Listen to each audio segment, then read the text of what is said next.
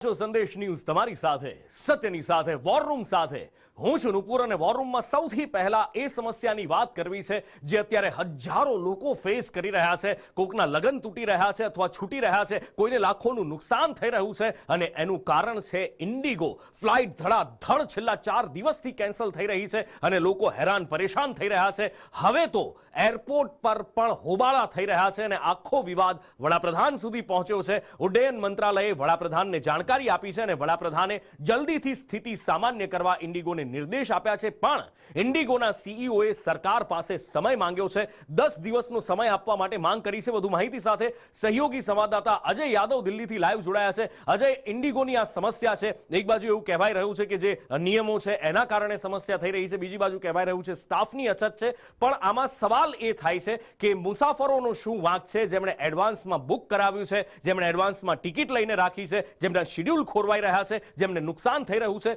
PMO સુધી વાત પહોંચી છે, પણ એમ છતાં ઇન્ડિગોના સીઈઓ હજી પણ સમય માંગી રહ્યા છે। એનો મતલબ સ્પષ્ટ છે કે આ સમસ્યામાંથી જલ્દી ઉકેલ આવતો દેખાઈ નથી રહ્યો।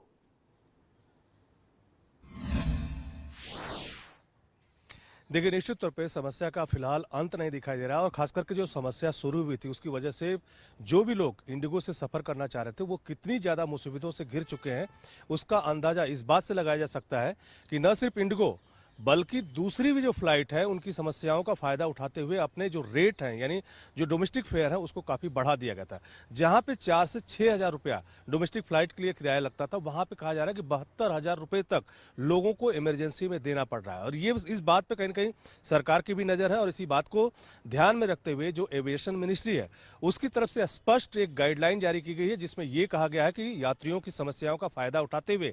कोई भी अनफेयर टिकट न लगाया जाए और साथ ही साथ सरकार की तरफ से एक मिनिमम रेट भी तय किया गया है जिसमें यह कहा गया है कि अगर 500 किलोमीटर की अगर डोमेस्टिक फ्लाइट अगर कोई लेता है तो उसका मिनिमम जो फेयर है वो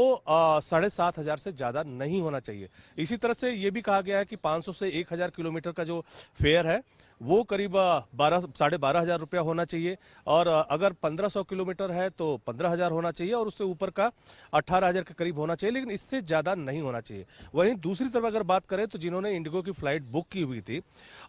अगर वो रिफंड चाह रहे हैं तो उनका रिफंड अभी तक नहीं आया और इसके लिए भी सरकार ने कहीं ना कहीं 7 तारीख की रात 8 बजे तक वक्त दिया है और ये कहा है कि जिस तरह से पहले सिस्टम चलता था कि अगर टिकट कोई कैंसिल कराता तो जिस तरह से रिफंड आना चाहिए उसी तरह से रिफंड तुरंत हो और उस पर कोई एक्स्ट्रा चार्ज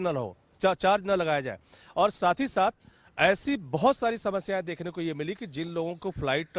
पहले से बुक थी वो एयरपोर्ट पे पहुंच गए और उसके बाद उनका सामान जो है उनसे अलग हो गया, लेकिन अब जब उन्होंने अपनी यात्रा रद्द कर दी है तो उनका सामान भी उनके पास नहीं लौटा है। तो इसको लेकर भी एविएशन मिनिस्ट्री की तरफ से एक चेतावनी एक तरह से जारी की गई है कि जिनका जिनका सामान है उनके घर में प्रॉपर वे में आप उसको पहुँचाइए और अगर कोई दूसरे खर्चे की जरूरत है तो खर्चा भी दीजिए। अगर आप ऐसा नहीं करते हैं तो आपके खिलाफ एक्शन लिया जाएगा। तो सरकार की तरफ से बहुत सारी चीजें एक्शन अब एक तरह से कह सकते हैं कि ली जा रही है। वहीं इंडिगो ने भी सरकार से मोहलत मांगी है कि 10 दिन का वक्त दिए, 10 दिन में सारी चीजें सिस्टम में आ सकती है। लेकिन ये जो पूरा मामला है कहीं ना कहीं प्रधानमंत्री के भी संज्ञान में आया है, मामला प्रधानमंत्री के पास भी पहुंचा है। सूत्रों के हवाले से खबर यह आई है कि प्रधानमंत्री नरेंद्र मोदी ने खुद निर्देश दिया है कि ये जो पूरी प्रॉब्लम चल रही है उसको तुरंत ट्रैक पे लाया जाए ताकि आम जो पैसेंजर है जो परेशानी का सामना कर रहे हैं उनको परेशानी न उठानी पड़े। तो एक तरफ जहां अनफेयर टिकट लिया जा रहा है, 6,000 की टिकट 72,000 तक बेची जा रही है,